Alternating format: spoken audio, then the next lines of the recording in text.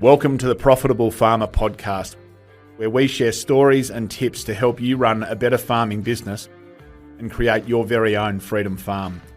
If you're looking to work smarter and not harder in your farm business, welcome. You're in the right place.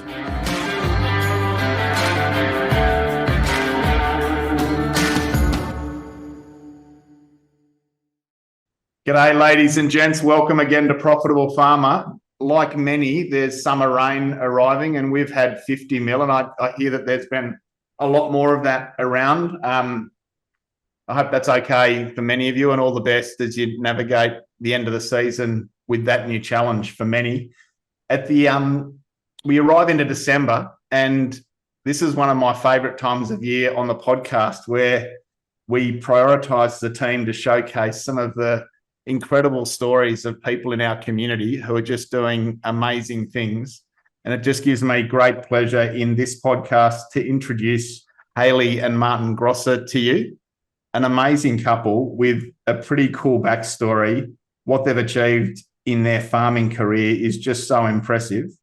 So just to introduce Hayley and Martin to you, they own and manage MHG Farming Enterprises from Kaniva between Horsham and Bordertown, about 30 kilometres to the east of the South Australian Victorian border in the Victorian Western Mallee. They run a mixed sheep and dryland cropping operation, have 3 children, Hudson, Clary and Percy. They are an incredible couple and have been part of the FOA community for 5 years. They're now part of our alumni. Hayley has been a coach with us for a few years. And as I said before, the success and the achievement, the hard work, the dedication that they've shown in agriculture over their journey is quite incredible. And I'm really pleased to share their story. So Hayley, Marty, great to see you. How are you? Fantastic, Hutch, and great to be here. Thanks for having us. Good, Hutch.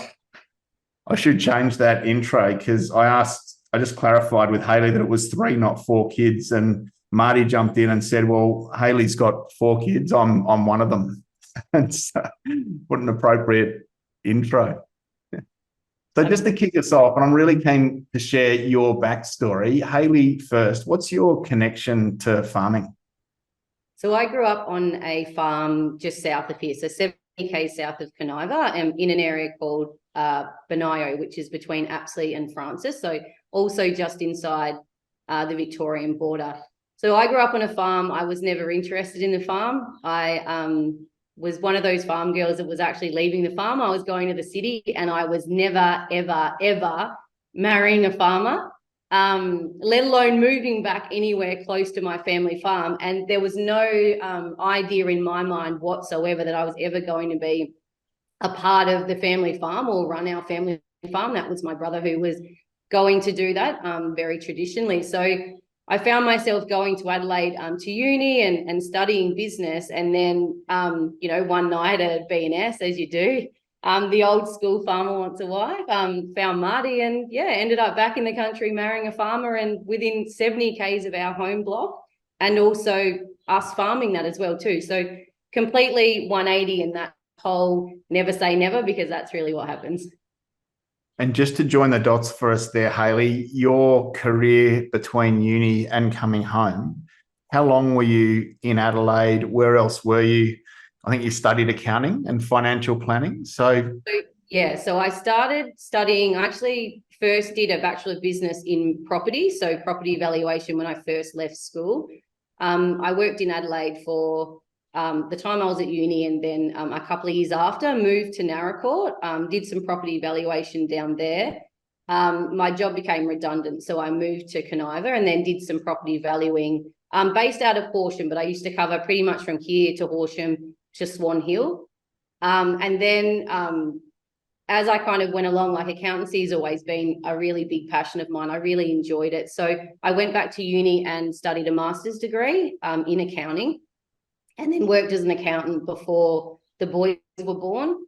And then I did a little bit of valuation still in that point in time. And then once the boys were born, then was really hard to go back to a full-time job. So I went back to valuing for a little while I had flexibility around time, and we were still building our farming business. So my income off farm was really what put food on the table and gave us the things that we needed to do. How important are those skills that you learned back then in the role you play now? Oh, massive. I think I mentioned to Marty this morning that because we started from scratch basically, and I remember like the bank would loan us 90,000. So we had to get really good with money from a really like early stage in our business. So the fact that I'd studied accounting, the fact that I studied business, I think was something that was a strength for us, because had we not known that, I think it would have been a whole lot harder to get into doing what we're doing. We're just, completely just passion. I suppose we were young, we were married, we were passionate about agriculture and wanting to farm. But if we didn't know that, who knows where we would be right now. Thanks, Hayley. Marty, same question for you. What's your backstory and your connection to farming and agriculture? I've always been the little kid who loves farming, so we've always been on the farm. But when I sort of started driving headers, father and I used to do a bit of contract harvesting together. I started driving when I was 10. Then when I was 18, we went to New South Wales, expanded to 2 or 3 headers. Went to Queensland border a few times. So I'd done that for be 20 years, harvesting up there. And then we had a little farm back home. The father had a farm, and then the rest of the year I'd just go off working around the place, sheds, shearing sheds, driving air seeders, that sort of thing. And then I'd sort of we'd had enough of that, and sort of that's when we went our separate ways from my parents, and we sort of got married and everything all that same time. And that's when we went out on our own. So I've always been that little kid who loves farming, plays with the toys. Everything's just been, farming's probably about all I know. Yeah. Marty, your family's farm, it sounds like the main enterprise was the contracting. Was it a significant holding, and was it a big farm, and did you get to grab it and build from it, or was it starting again? No, the family farm was only 1,000 acres. Father always sort of worked off farm, so that's what he's always known all his life. The farm was only a secondary thing, we'll call it. So that's why the contract pushed the contracting. Okay, I love headers, yeah, fine. So that's why we went and pushed that. But then when we went our separate ways, we got a header. Okay, yes, we were lucky enough to get 300 acres, a ute, a fuel cart, and a toolbox. And that's how we started, and on our own cash flow. And Hayley and I started in our own system like that. Yeah. Thank you. So just give that to me again. When you did set up on your own after marriage and just like before kids came along, what did life look like? Would you say 300 acres, a ute, a header? What else? Fuel cart and a toolbox. Okay. Just married? Just married. We split from the farm. We were just married, and we just taken on 1,000-acre lease. Yeah. And you'd moved back to Kaniva, Hayley, working full time to support the household and make ends meet. Yeah. So at that time, I think we were probably working in different directions. Like we were both very much involved in the farm and wanting to build our dream, but I was very much focused on making money off farm, obviously to support us. Marty was very focused on the farming, but also working off farm and creating the income that we could then grow the farm with. So we were very much focused on where we were going, but also working in different directions, just making the bits and pieces of what we needed to do work at the time. What were your goals back then? Just reflect back. How old were you? Just sort of think then. And what did your outlook look like then? I was 30. What it looked like, I'd had enough of working for everyone. Other people, like not had enough of, but I wanted to go do my own thing. I don't know. It was just want to go do your own thing. I don't know. That's probably one way to say it. Yeah. And we were, it was like, it's that we were young, and, when you're fueled by just what you want to do, and you don't have that whole filter on what can be possible or not. We just knew we were going farming. And I remember there was lots of times where Marty was farming during the day for somebody else and driving scrapers and air seeders and things like that. And then at night he was farming. So quite often he'd be moving sheep in the dark and then like working off farm during the day, and did that for years. Like it was just, we did what we had to do to make it work at the time. And I think until you look back on it, you don't really think about what we did to make that happen. Absolutely. What were some of the obstacles for you then? The biggest obstacle then probably would have been money. So like everything that like 300 acres before obviously the price rise was about, I don't know, it might have been about 300,000, I think, when we started, which was great. But we could only obviously borrow, say, up to 60%, not even that at the time. And because most of our things were leased, we were always having to be creative with money. Like that was our biggest, like always our biggest, I suppose, place where we provided excuses from, I think, but it was the point that was always the sticking point for us. And like we didn't have any machinery, only had a header. So we had to, the guy I work for, we'd done a barter system. I used his tractor and air seeder on contract rates to put the crop in, and he'd do the spraying, and I'd go back and harvest for him to cut it out. And things like that. When you go buy a chemical, well, we didn't have leftover half a drum from last year. We had to buy the 2.5 drums to use the 2 drums. We had to buy 3 drums to use the 2.5 drums. Just things like that, and simple things like an auger just to feed the sheep. The screenings didn't have any screenings, didn't have the silos to store grain in. Just those simple little things that are a firefighter. None of that. So that was hard to get around the first 2 or 3 years, just to find spare cash to find those little things. How much contracting were you doing then, Marty, just to support the farm? Probably 10,000 acres a year. Right. Marty was away for probably that first year that we had the farm. When Hudson was a baby, he was away for 12 weeks most of the time, like during harvest when he was up north or like in New South Wales or Queensland harvesting. So it was a pretty big commitment. Huge commitment. Hayley, I asked this question of you. Do you ever reflect, Marty, on just the skills that you sort of took on and developed for those 20 plus years of contracting and, you know, being out on your own up and down the East Coast doing that, and just how much those skills must contribute now to your success in farming? Well, it was funny when the wet year came in the other year. I said, Hayley, I don't like this.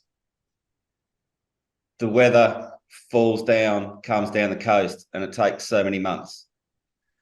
And I just said, I don't like it. We had an opportunity to go back up there, but I said, no, I don't want to, because I reckon I'll get caught up there and the wet summer come in. Just little things like that. You look back and you realise, like the 1, 2, 3 rain rule up north. You realise you don't realise that until 20 years later. And then there's certain things back here. Yeah, exactly. There's certain things you pick up you don't realise until it falls into place 10 years later. Yeah. I think as farm owners, sometimes we underestimate our capability, and just listening to you both, just the skills that you had arriving into this sort of decision to go all out in agriculture, and you as well, Marty. Like, I just think, we are so capable when we combine forces and set down meaningful goals and go after what's possible. Yeah. And it's interesting because you just think that everybody else has those same capabilities. And so you don't, I think, acknowledge yourself for them. You think this is just normal. This is how we are. Must be how everybody else is. So it's interesting to look back and go, actually, there were things that were falling into place that we didn't think were big things, but were actually key things in our journey going along. Thanks, Hayley. So, Hayley, how did things play out for you from there? How did you sort of go about those first few stages of expansion? Yeah, so it was definitely a lot of it. Like, I remember, like, we used to be on our budget, especially, like, we were budgeting weekly. We were very big on timing, because obviously every dollar mattered. But I think, it hit a time when Marty would come to me and he'd be like, we need this. And I was like, no. And so you know, we can't afford it. We're very much in that stage. And it was like, we knew that we're in a cycle where we needed to grow, but it was like constantly hitting a wall. And like, I think at that time it was extremely tricky because I was juggling what we were trying to do financially, also trying to give Marty a little bit of leeway to go, yes, we do need to expand and grow, but like, how do we actually make this happen? And I think there were times that we can look back on now that were points that were real pressure points where we just knew that we had to grow and break through things. So we took on a lease not long after our journey started with farm owners, probably a month into it. And we knew that we had to make it happen given the limited cash flow. And we knew that we kind of had to jump, and we knew that if we didn't do it, we would stay stuck and stagnant. So we knew that we could pay the lease, and beyond that, we weren't sure how we were going to make the rest happen. But we got creative with money, and we had some really good relationships and some backing from some key people in town. So that allowed us to make that expansion, but it was really, really tough in that stage too. Like this constant pressure of money all the time was something that was really big. But there was also this balance of having to take risks as well too. And I remember like the first year into our lease, the next lot of lease that we got, the one that we got when we joined farm owners, is it got to the point in October where the crops were like 3 days off dying, like they were going blue. And we were like, what have we done? You know, not what have we done, but we were like, all right, we've got to really regulate this and kind of see where we sit. And it's like, we kind of got to the point where we were like, if this doesn't work out, that's okay. Like, if it doesn't work out, like, hang on, let me just back a bit. If we're meant to be farming, it'll work out. We'll be still here at the end of the year. If it doesn't work out, then do you know what? What have we lost? What's the worst that could happen? We pack up our caravan, we pack up our kids, and we get to go around Australia and maybe do some work and, you know, find something to do. So we got really comfortable with what was the worst case scenario. And when you think about the worst case scenario, it actually wasn't that bad. It actually sounded pretty good. It was like, oh, well, great. You know, if that's the worst that can happen, excellent. We've still got our family, we've still got our health, we've still got, you know, money and all of that stuff. So let's really have a crack at this. And luckily it rained, and we're obviously still here after that first year. But that was a big turning point for us because, yes, what we started to see was, yes, the money was so important and we'd been so focused on it, but there was this other element that we had to focus on that was beyond that we weren't seeing because we were continually staying in the lack. And when we pushed through and created an expansion point, then what happened is we changed, our business changed, everything changed, and we would go to the next level. So had we not have done that, we probably wouldn't be farming today. We'd still be stuck, or we'd still be making excuses for why we weren't anywhere. Marty, what's your reflection on those first few years?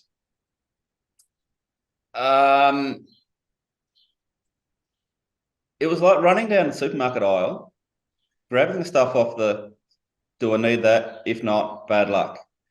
But then a couple of years later, like it was just, everything was a blur, just 100 mile an hour, rush, just rush. Then a couple of years later was actually, hang on a minute, let's slow down a bit and look at things more. And everything seemed a lot easier and simpler. Once it slowed down, it was just, you could relax. Well, not you could relax, but you relaxed more, allowed yourself to relax. And then things were easier. Yeah. That's basically the first 2 or 3, 4 years. Yeah. How much pressure were you both feeling back then?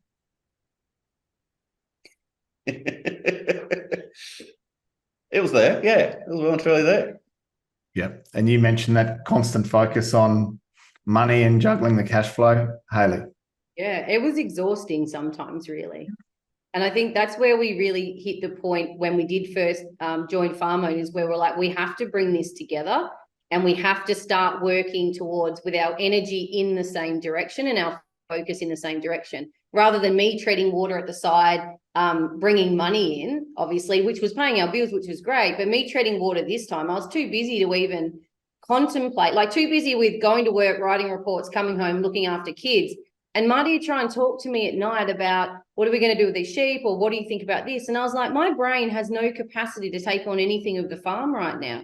So he was walking away feeling like he wasn't being seen and heard, and me not being interested in the farm. And I was going away just trying to survive and get through a day and just bring money in. So I think at that point, when we joined farm owners, we actually made the big decision that I actually quit, like I quit my job in that year. So 6 months into farm owners, I quit my job, not really knowing how we were going to do it, but I just knew that that's what we needed to do for me to be able to put the focus in on the farm, Marty be able to feel supported, and us actually move together in a direction that we were both like energetically and focused on wanting to go together. It allowed us to stop and talk. Yeah. Beforehand, didn't have time to communicate with the budget or anything. Actually, we're able to stop and discuss things and then become creative to get through that situation, or be able to take that opportunity. Like it just, before that, we probably didn't have time to talk, but after that, it was that bit of that slow down to be able to have time to look at things and talk, and that sort of, it actually, sometimes it didn't make it easier or didn't fix the situation, but it just took the pressure off either of us just to be able to talk and discuss the situation. Yeah. And I think I took incredible pressure of the load of the finances on me because I was so-called trained in it. I took so much of that on, thinking like it was my responsibility, and it was also my fault if things went wrong. So it was interesting. Like I was running that myself without the sharing of that. So when we were able to come together and I could actually go like, this is how it is, instead of me just managing and taking on that emotional load, Marty was able to come in and go, it's okay. I can see this from a different perspective, or you don't have to take on this whole load. We can actually do it together, which was such a relief for me too, to be able to move forward. There's so much gold in this conversation. Just before we get into a next question, just some comments you've made. You mentioned the importance, Hayley, of keeping perspective. So even in those tough times when you're in the trenches, overwhelmed, cash flows tight, under pressure, we're privileged in agriculture to have these opportunities. And your comment that what's the worst thing that can happen, if we can handle that, then I think one of the keys to resilience in tough times is having perspective and being able to keep perspective and even find gratitude in what you've got in that hardship. So just amazing to hear that you were able to keep that perspective at that time. You also mentioned lack and being in that mindset of lack of money and lack of cash and lack of equipment and having to beg, throw and steal. Although that mindset of lack, it is only going to attract more of that to us. So sometimes we've got to make that bold decision and change the game in order to create a shift. So really appreciate you speaking to that. We might come back to the opposite of that later, which is the mindset of abundance and what that actually means. I'd like to pick that up again. But Marty, you also talked about slowing down to speed up.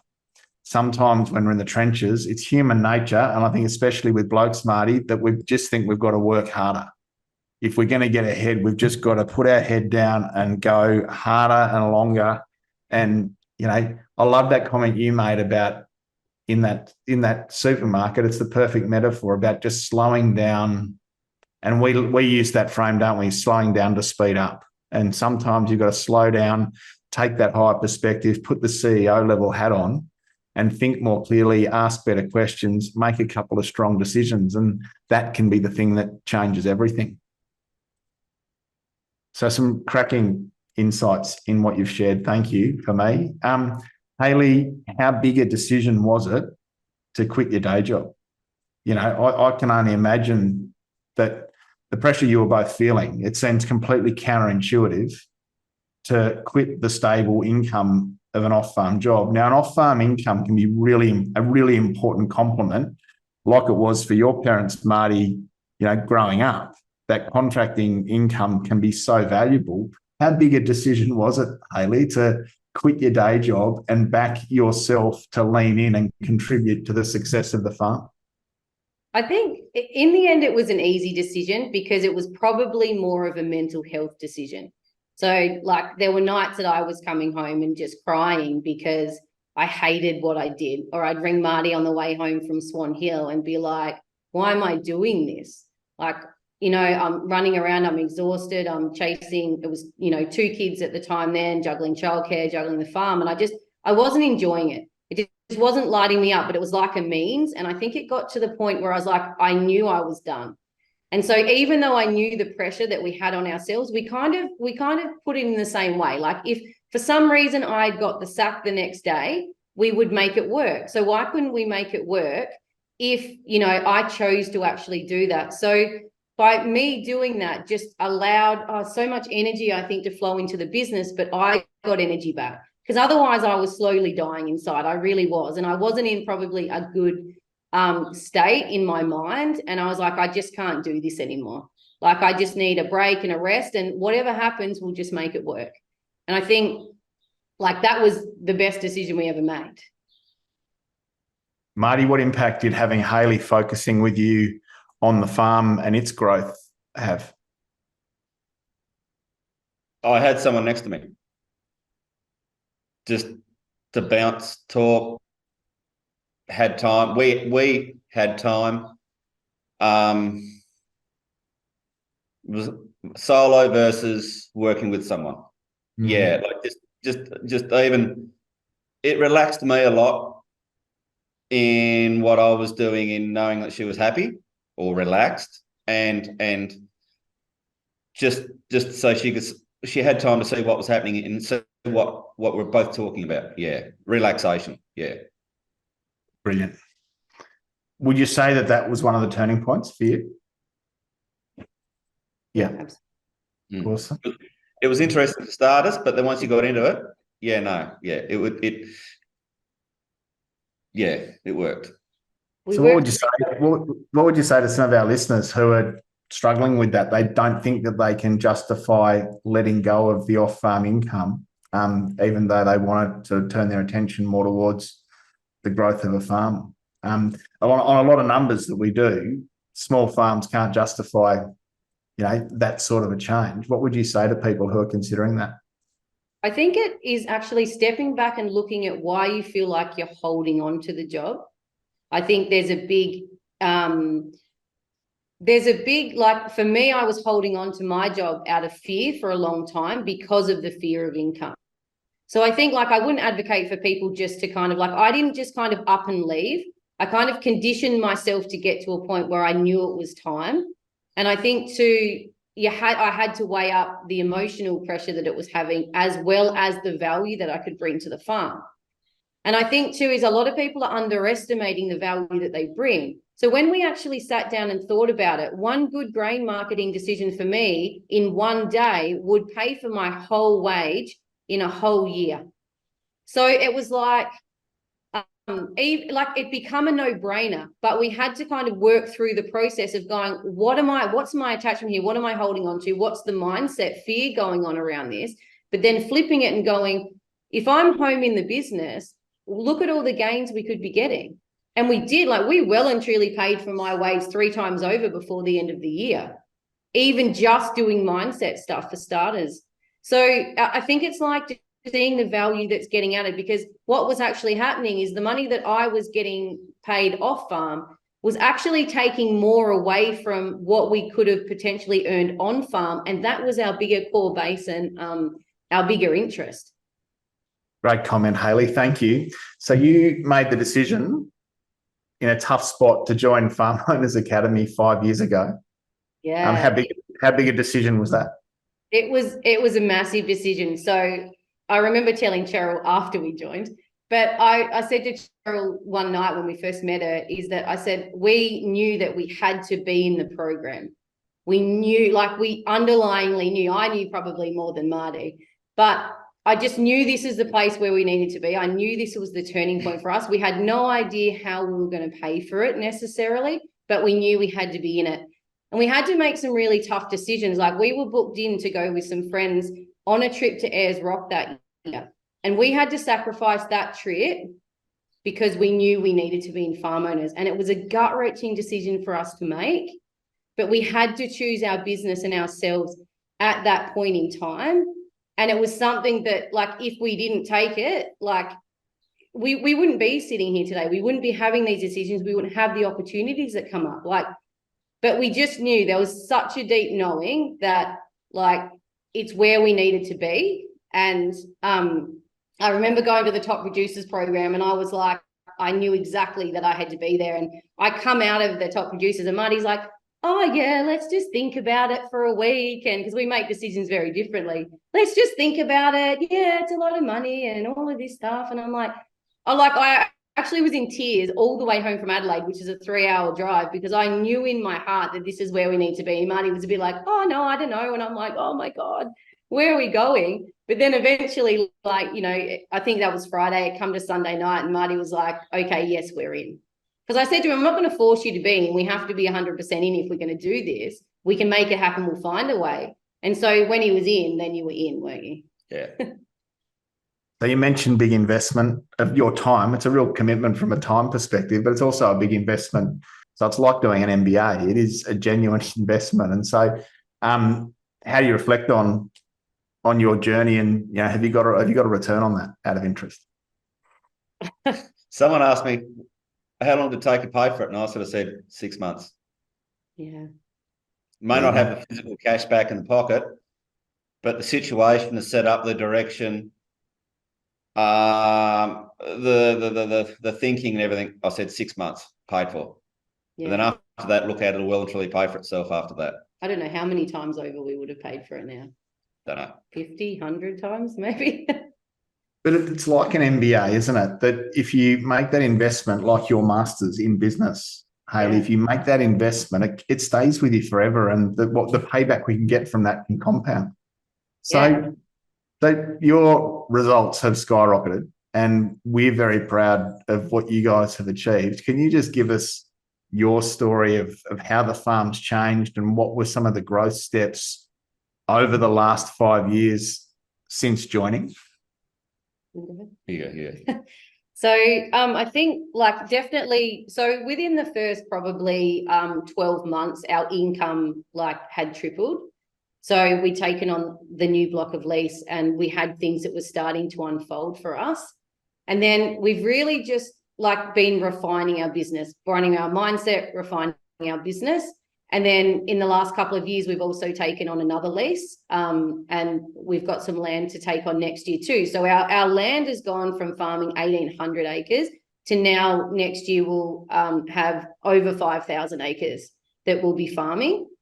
We've also had some succession. So even though we left Marty's family farm earlier on, there's been succession that's kind of come back around from that. So, you know, over time, you know, things have changed, and we've been able to talk to them. So in the future, then we've got potential for growth and expansion through that. But I think just realistically, like, having benchmarking in place has been a massive thing through farm owners. Like, our first benchmark was, we knew it was horrendous. We got on the call with Greg thinking on our debrief, and we're like thinking, oh my God, Greg's going to absolutely roast us. He's going to be like, what are you even doing in farming? What are you doing? But we got on that call, and as soon as we got on that call, we said, we know where we're at. We understand where we're at. We are completely open for anything that you tell us. And it set us up for such a great first call. Like, it was really, our results were terrible, but it was a real line in the sand moment. It was like, we are never going to be back at this place again. So anything that Greg told us, we took in like a sponge. Anything that actually anybody told us in farm owners, we took in like a sponge. We used to follow Tim and Cheryl around, who are alumni members at that, like, at the start, and follow the alumni group around, and we'd spend Friday night with them. We'd stay in Adelaide and spend Friday night and pick their brains and pick up who they were and what decisions they made as a business. And we would just, like, take in every last thing that we could, and we just took it on and went, how do we apply this to our business? How could we apply this to our business? This is something we'll park and think about later. But having that benchmarking for starters actually showed us where our numbers were at. It then allowed us to track our changes. So from that benchmark, we made changes, and then we could see the flow through to the next year. And then we made some more changes and we could see the flow through on the benchmarking to the next year. So, you know, fast forward, I think we're into our 5th or 6th benchmark.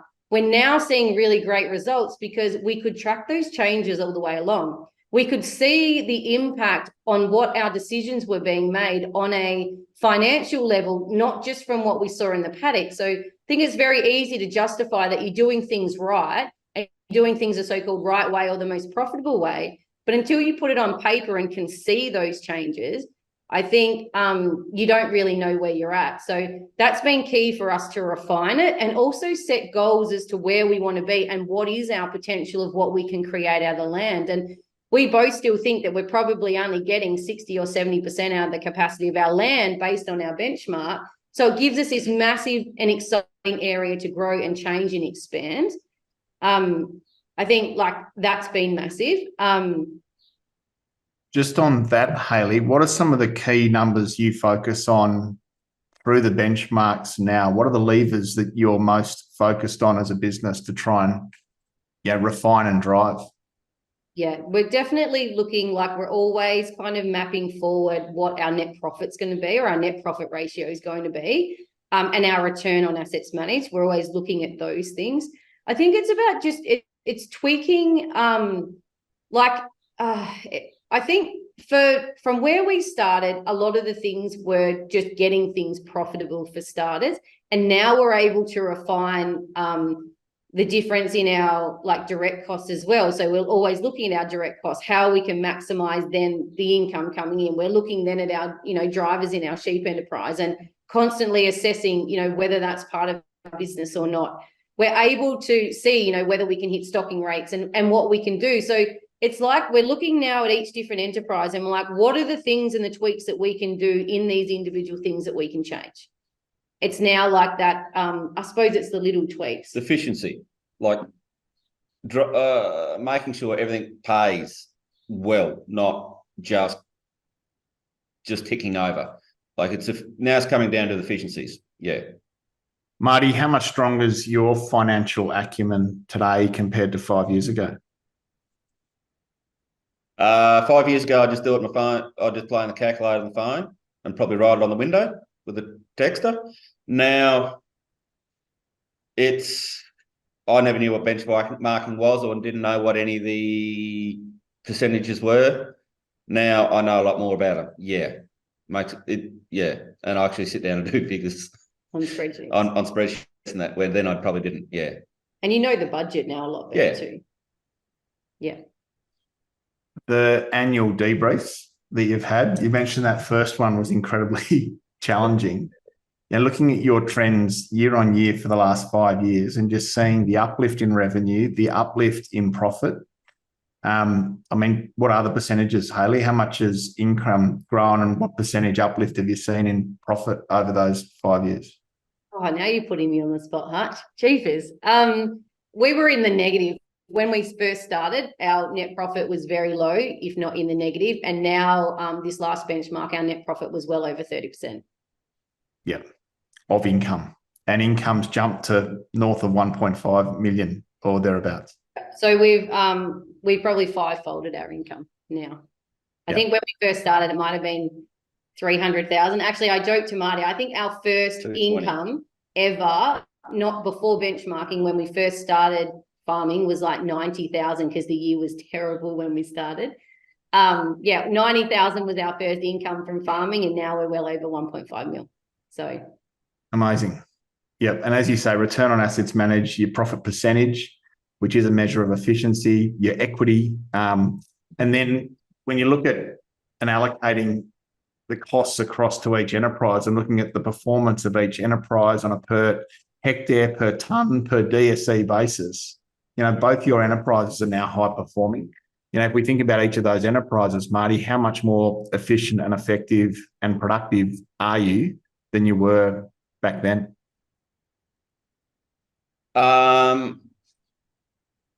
Probably I'd say double. Probably twice the efficiency of production. Yeah. Every year you seem to be doing the same amount, but like a lot more calm, and it flows a lot better. Like over the years it's progressed. probably seems easier because you're knowing it more, like getting more comfortable with everything. Yeah. It's so important that benchmark and knowing those numbers gives us optics for decision making.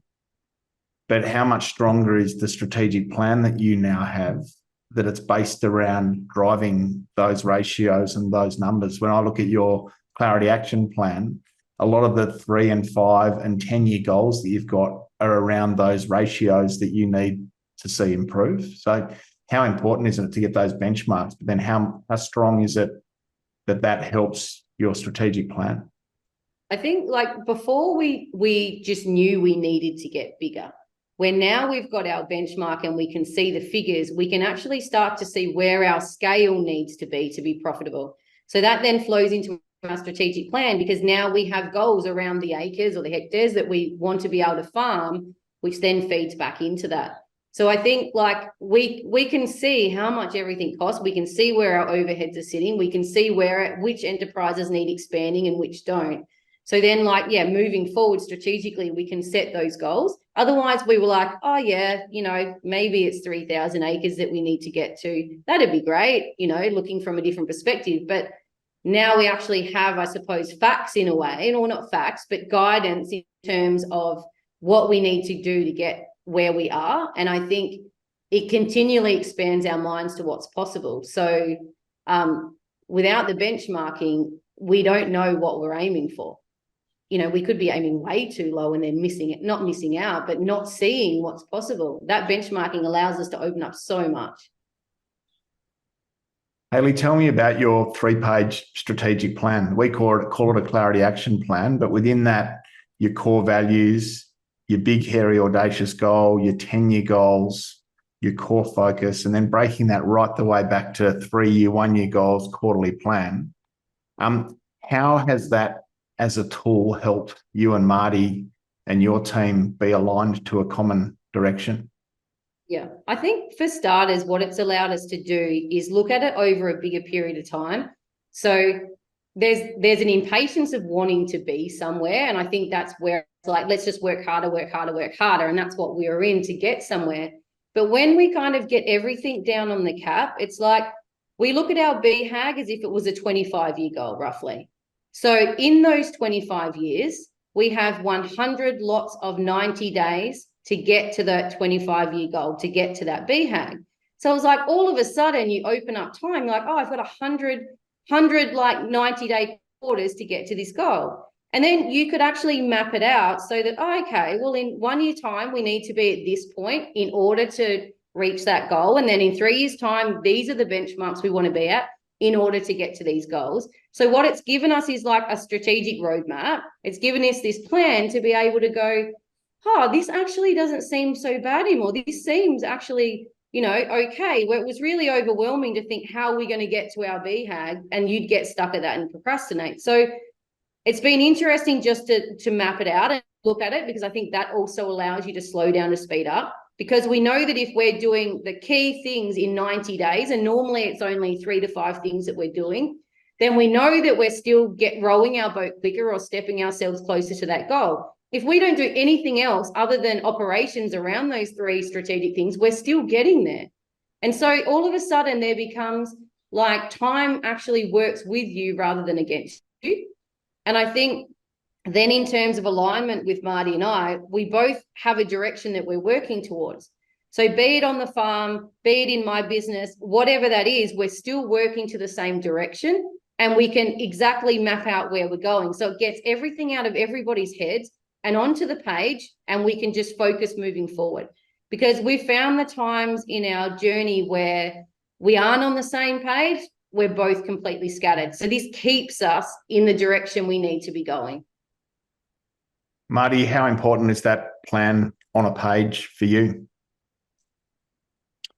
I'm a type of person who probably mainly runs in my head.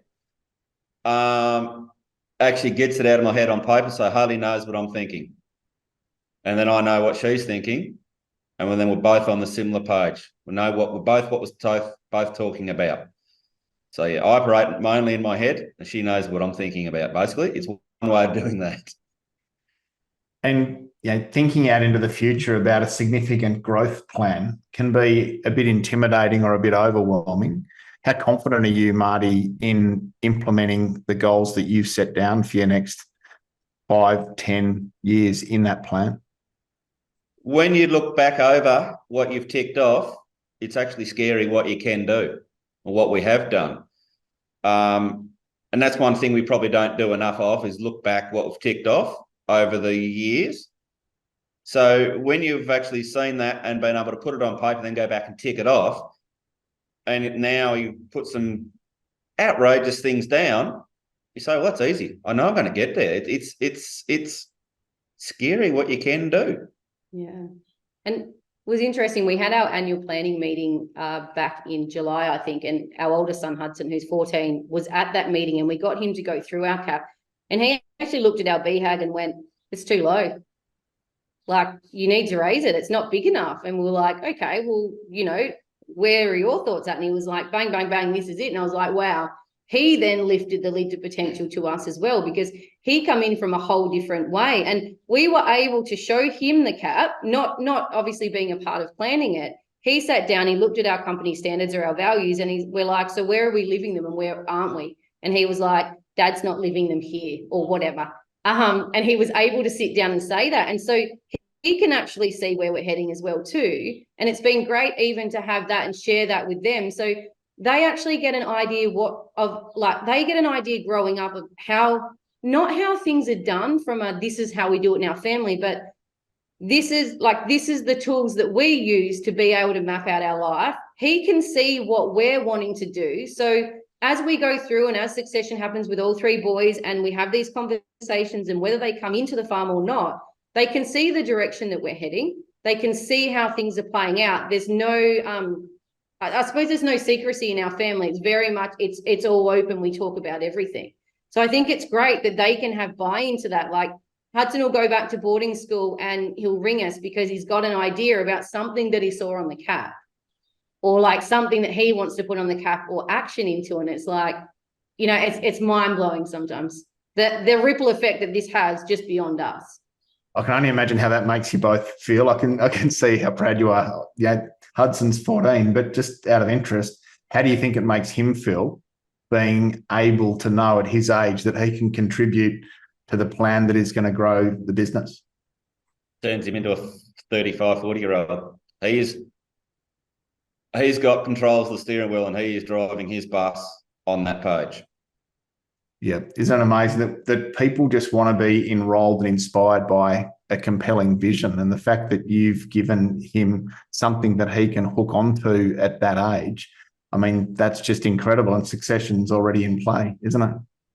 And we love the input, because he has a completely different view on life. He has a completely different filter, completely different conditioning. He's seeing our farming business, he's seeing our life completely different.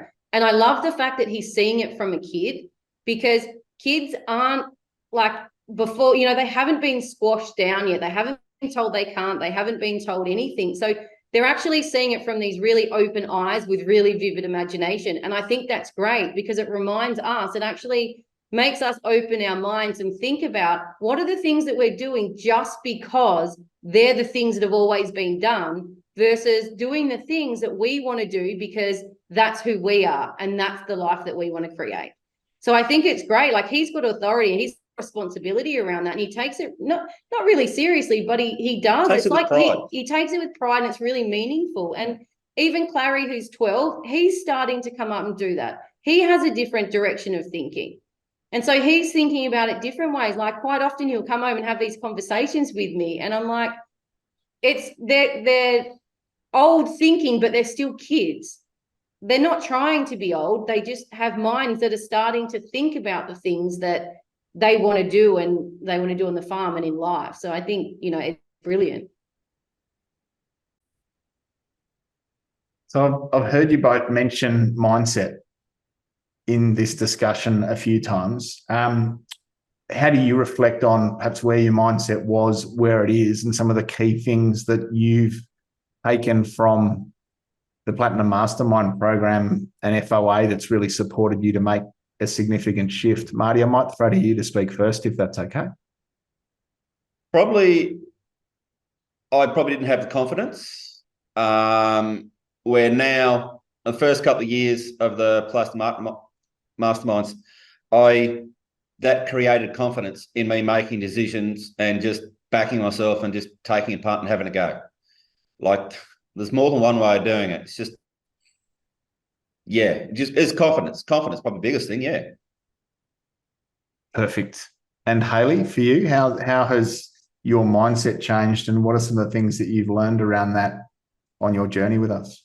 Yeah, so before we joined Farm Owners, we spent a lot of time below the line. So in excuses, in blame, in victimhood. So we were like, it was always like, when there's a better season, we'll get better. Or when we have more money, then that'll change things. Or like we always saw that when other people gain things, that we must then have to miss out. So it was very much alike, always below the line, very much victim. We're small farmers, all of that thing that goes up. How can we compete? And so our mindset kind of sat there. And then what we kind of realized, probably just before Farm Owners, and then was amplified in Farm Owners, was that our mindset was actually the thing that was creating our reality. It was the missing piece. So I could remember saying to Marty, like, we feel like we're getting like 2 steps forward, and then it was like a rubber band that pulled us back. And we couldn't work out what that was. And then I think the first deep dive we come into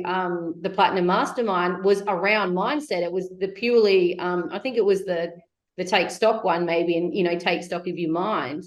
Tune in, was it?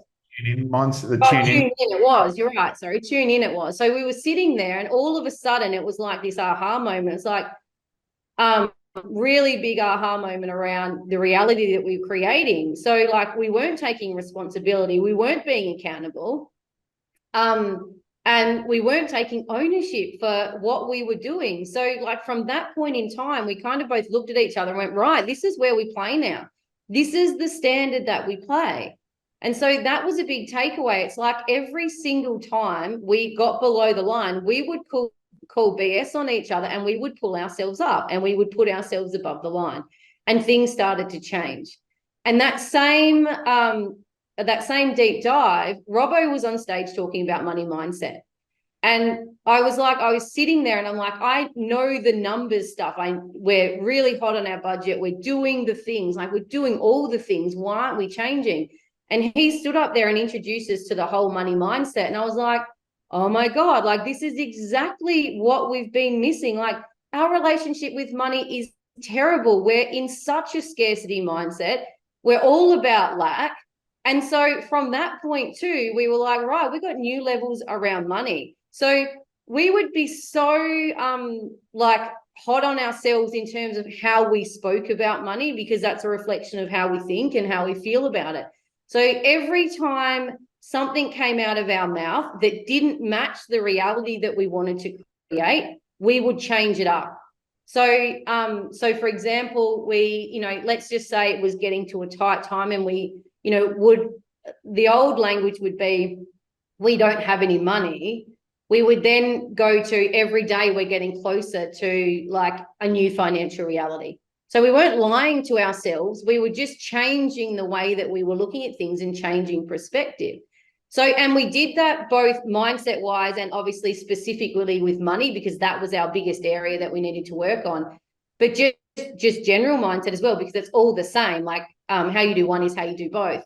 So we were just very, very hot on that, because realistically for the first year in Farm Owners, we didn't have the capacity to make any monetary changes. We were very much set in, these are the things that we just need to flow through to this year, because income was where it was at. But what we can do is we can focus on something different. We can come with a different perspective. We can talk differently. We can show up differently. We can have different standards. We can start to think differently. We can start to think like a successful farmer, even though we're not one yet, in terms of what you want to class as success. So we could start being the person who was already in the space that we're now in. So that was where we focused our first probably 12 months. And at the end of that year, I remember, like, Marty used to say to me, he'd have a couple of times where he's like, this is just coincidence, Hayley. This is just coincidence. This is just coincidence. And I remember him getting to the point going, okay, there must be something in this because it can't be coincidental anymore. And like, that was probably the biggest turning point for Marty in terms of mindset. Like, I was on it, and it's just interesting because that set us up to be where we are. If we had not have done that, you know, we wouldn't have been the person that have been able to create what we have, because we still would have been stuck in victim or blame, or still, you know, thinking it was something outside of ourselves. Thanks, Hayley. Thanks, Marty. So left unchecked, our mindset can be less than constructive where we are below the line, that we are full of fear and that our beliefs aren't serving us. And that can lend to us creating a reality that isn't what's possible. You've just done so much work on that and changed so much. The results now speak for themselves.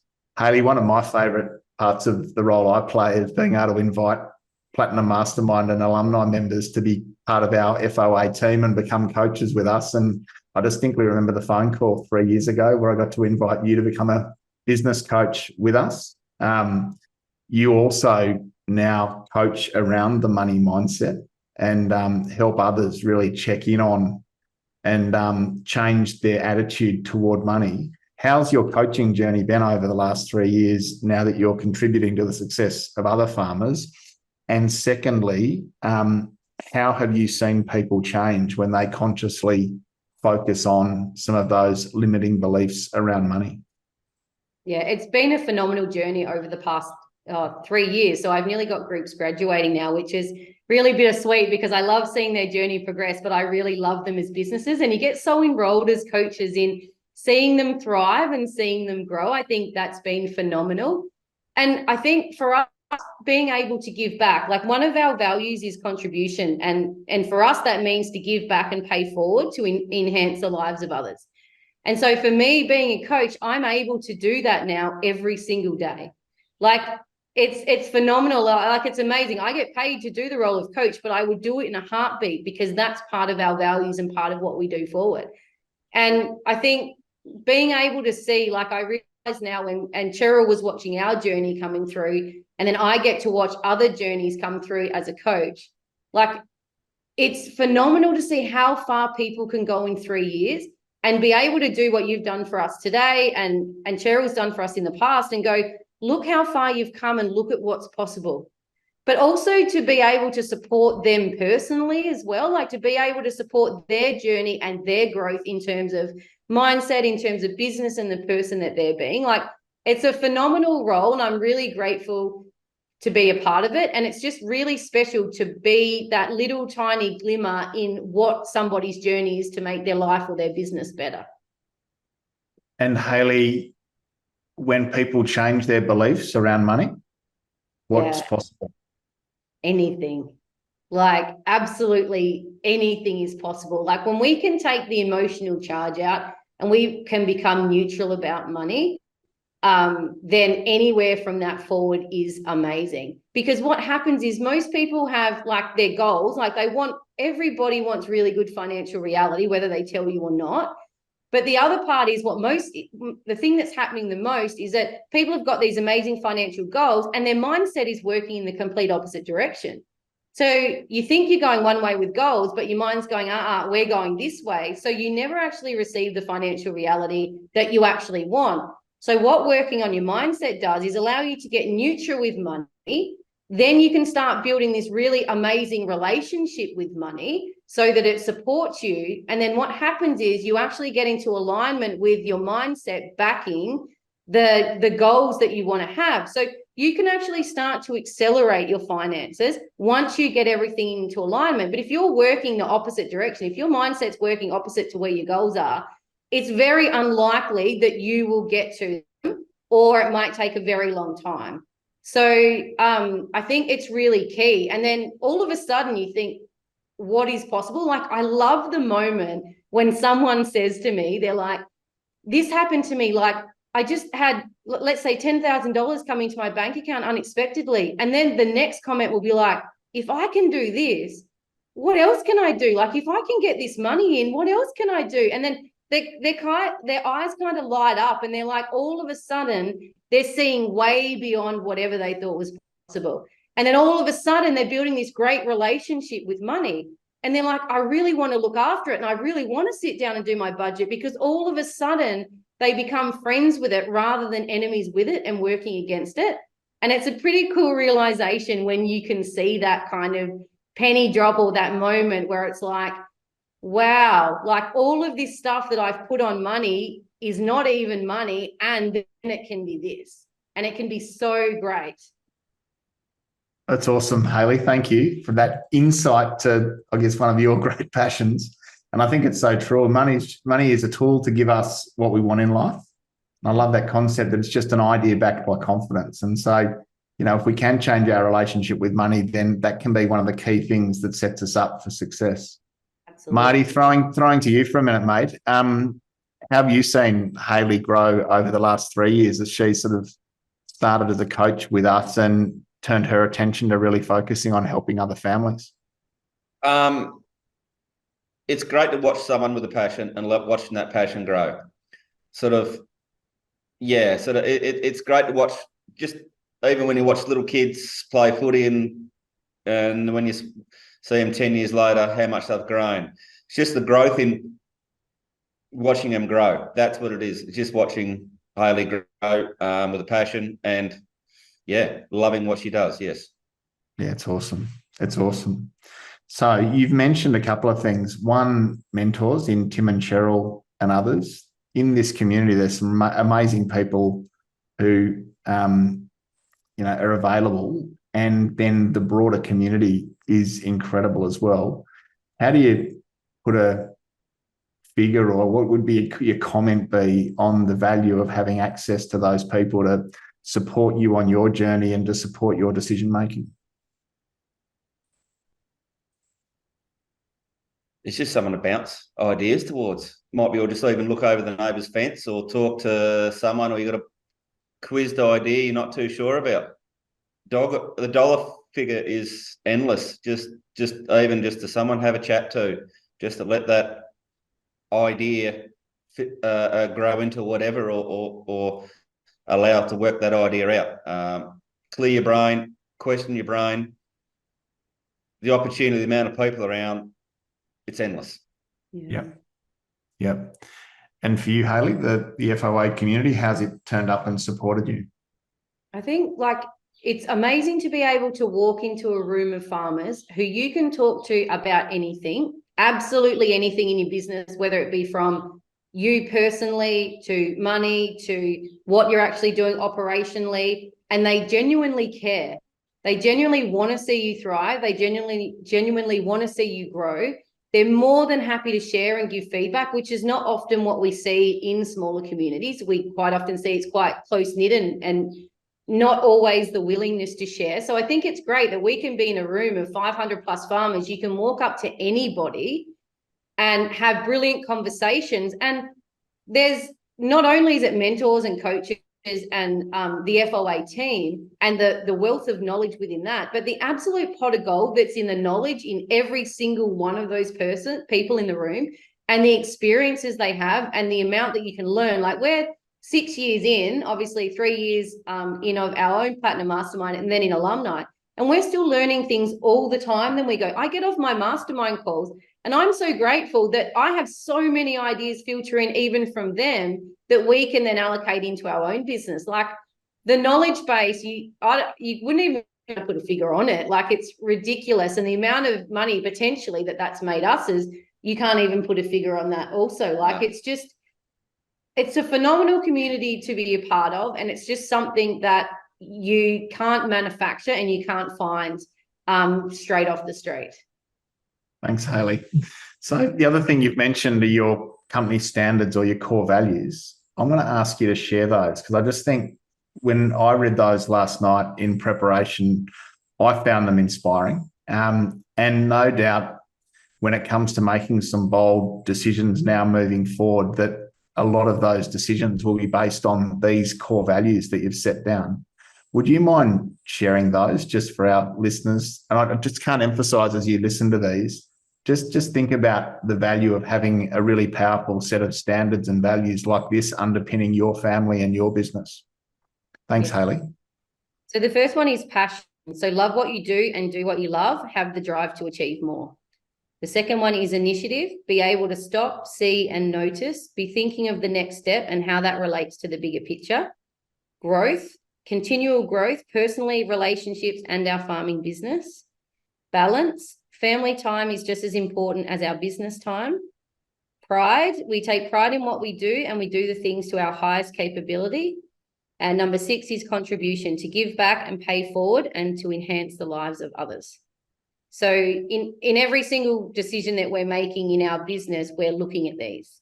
So we're always doing things that we're passionate about. You know, quite often we'll tell each other that we need to stop, see and notice. We need to slow down. Growth is massive for us. Family time is always coming into it. Pride in what we do, contribution, like they're always there and it's intertwined in our business. And it's something that just now comes naturally. And I think it's been a big part of even the business and the culture that we're creating. Perfect. Thank you. So the other thing I was going to ask you to share, Hayley, if you would, is your BHAG. So big, hairy, audacious goal. You mentioned Hudson has contributed to this and he's encouraged you to stretch it. I'm just keen for us all to get a sense of what's possible for you now, given the growth that you've achieved and the foundation that you've set and this launch pad now that you get to build from. What's possible and how do you define that as your big, hairy, audacious goal as a family and business? Yeah, so our big, hairy, audacious goal is to have 20,000 acres within a 50K radius of us and $250,000 a year of passive income that's coming in from off-farm investments. Perfect. And how confident are you that's going to turn up for you in your life? We're already a quarter of the way there, so might not who be knows? Might not be very long. Absolutely. And I think that's the thing. Like it's setting us up now to go. So every single day when we check in with that and when we see that, our mind is constantly now going to work to find the things and the resources that we need to be able to create that. So we absolutely know it's going to happen. It's already done in our minds. It's just a matter of time until we get there. I just love your perspective on it. And just for my benefit, the structures, the systems, the architecture of the business that's going to support your growing team. How much time and energy have you put into those things so that you now have that foundation for growth? Yeah, so that's something that's constantly on our mind. So now, like, we know our BHAG. So now it's just a matter of mapping backwards. What system structures do we need to have in place to be able to support that business? What does that business look like? What roles do we play? So this is something now that we're constantly looking at. It's not so much like we have the everyday stuff to do, but this is now like, who do we need to be to support a team that we need, that might be a team size of 5, for example, to run that. What do we need to do now so that as we grow, we put in a good culture, we're able to provide great leadership, all of these things. So this now becomes the basis of what we talk about every day and the systems and structures that we create. Love it. Marty, for you, the business today compared to where it was 5 years ago? It's amazing what it can produce. There's no actual top end limit. The idea was there, but probably didn't think we're going to get this big this quick. Not saying we're big or anything, but the growth it's up to you. Like it's sometimes why it grows so quickly, it can be scary. But been a very, very exciting journey. And I think the next so many years is going to be just as exciting too. Awesome, Marty. So, mate, just in finishing, what are you most proud of about what you've achieved? That's a good question. I probably haven't stopped and thought about it. Probably something that I love and I can go out every day and work. No, it's not working. I go out there and do it every day. I'm not working.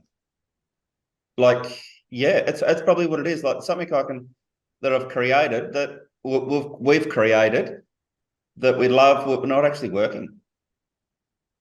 Doesn't feel like work anymore. No, probably never has. The few years have been a bit of a push, but it's I enjoy it. I love it. Like there's always opportunities.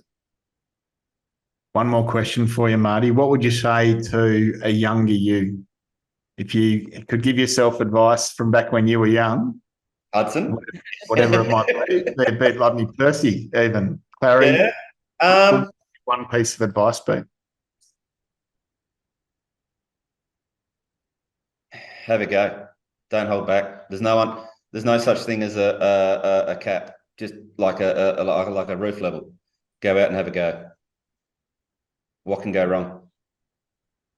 Great comment. One of the things that just is clear to me in this discussion just is your ability collectively to identify a problem and find a way around it with sort of creative and very lateral thinking. You've backed yourselves and made some really bold steps that we've only really touched on along the way. But I think it's that attitude that you've got, Marty, that sort of supports your ability to think laterally and just find a way when others probably haven't been able to. So, mate, well done on that.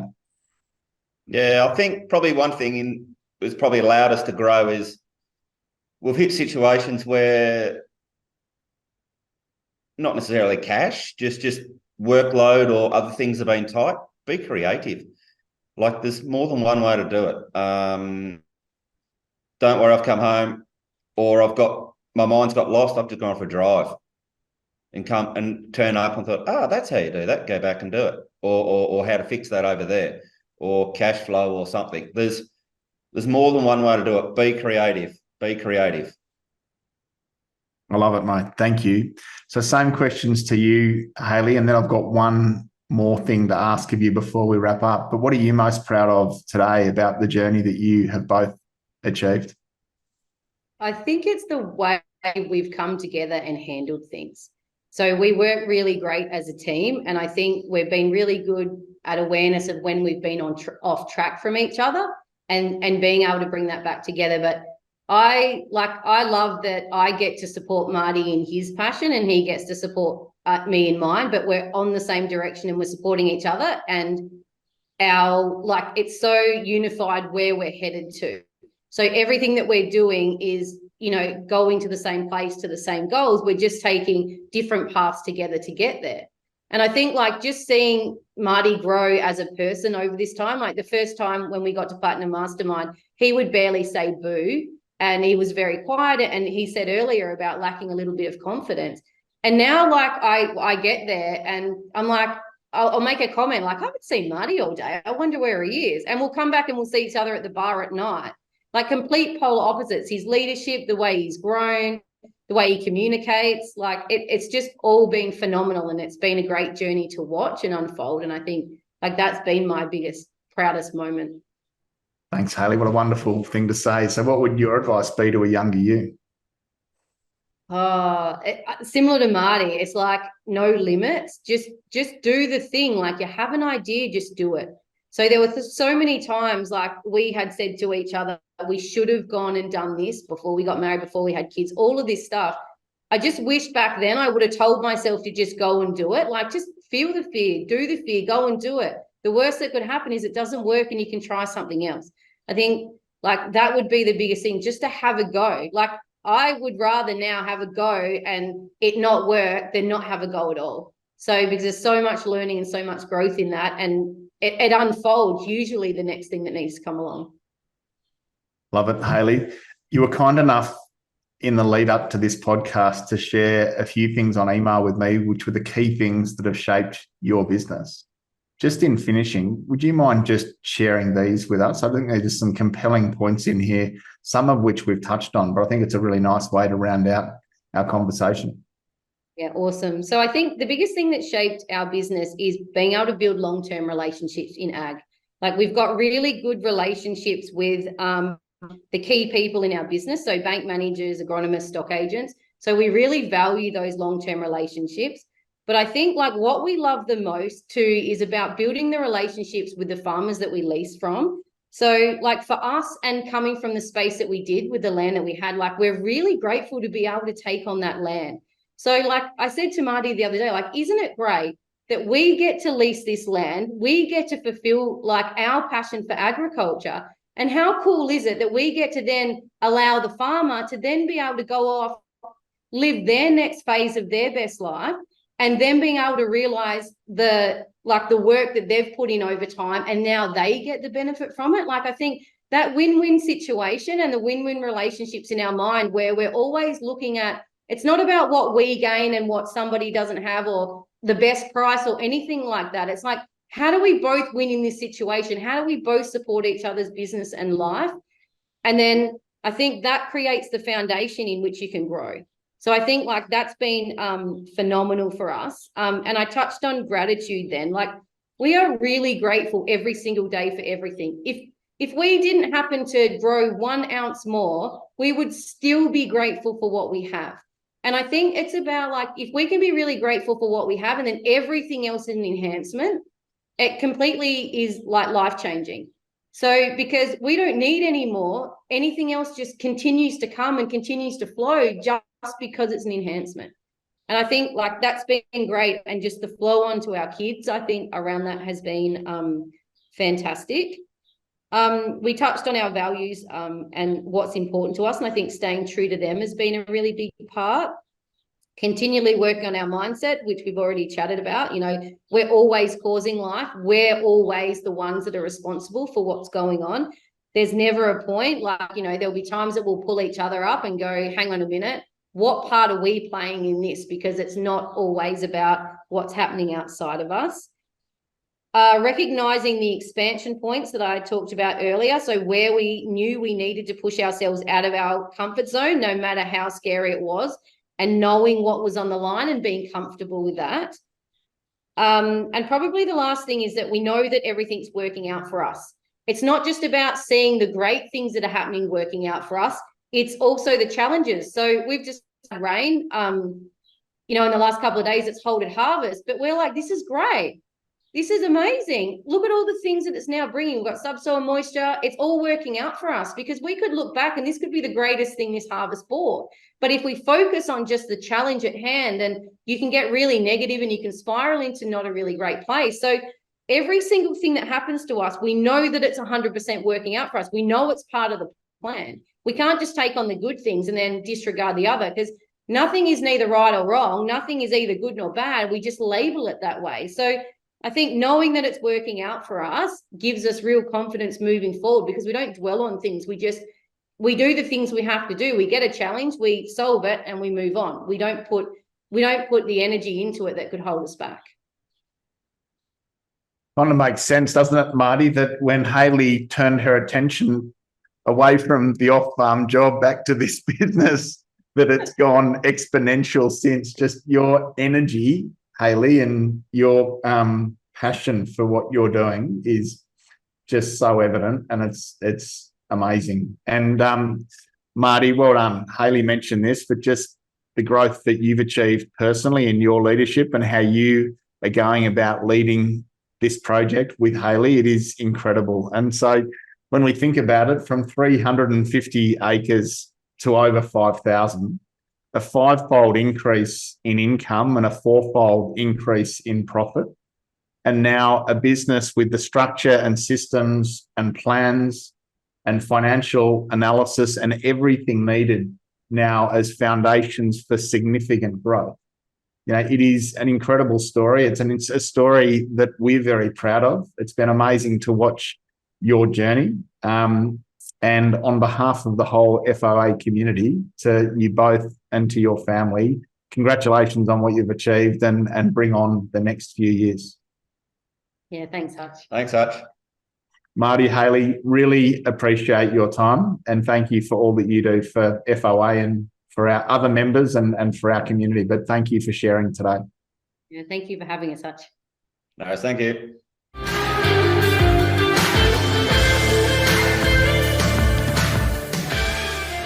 Thanks for listening to another episode of the Profitable Farmer podcast by Farm Owners Academy. If you're new to this show, be sure to follow us. If you've been a long-time listener, let your friends know about us, or come continue the conversation in the Profitable Farmer Facebook group. All the best as you grow your business and create your freedom farm. Until next time, keep being incredible.